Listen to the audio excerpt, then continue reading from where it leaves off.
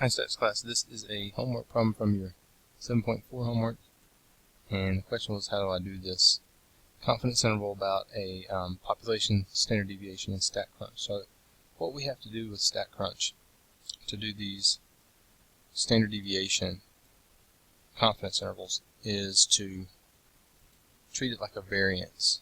So under stat, we come down to variance stats, one sample with a summary, and we don't have the data, so we have a summary. And we have to give it the sample variance. Now remember, S means standard deviation, so we have to square that number, so 16,985 squared, to get the variance. So this is a really large number for the variance. And then the sample size is N, so the sample size is 71. And then come down here and it says confidence interval, and we want 90% confidence. So just change that to a 0, or you can just delete it. Now, these numbers, notice on the very end here, the E-8, that means that it's in scientific notation.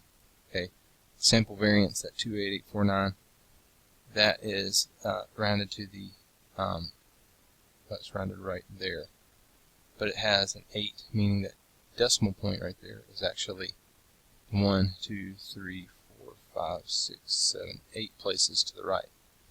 So these lower limits and upper limits, to get what they actually are, you can just move the decimal point 8 places to the right, or you can type it into your calculator and put in the scientific notation on your calculator, which is this EE right here above the comma, the second EE, and then tell it 8.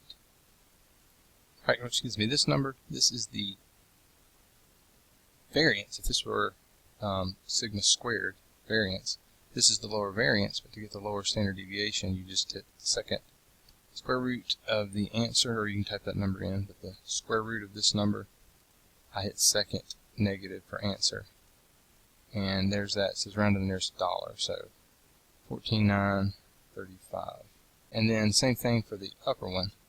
I'll go ahead and just do square root. If I move this decimal point 8 places, it's 1, 2, 3, 4, 5, 6, 7, and then one more.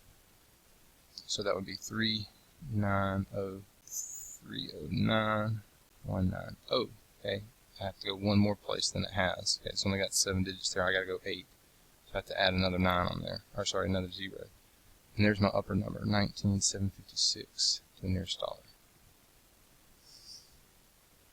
Okay, so there's E8, that's scientific notation. Okay, E is not a number, so when you see E show up in these lower and upper limits, it means either A, they are much bigger, if that's a positive number after the E, they're much bigger than this, than decimal points 8 places to the right in this case, or if that were a negative, that means that the lower and or upper number, if that was a negative, are actually much smaller than this, and we have a bunch of leading zeros.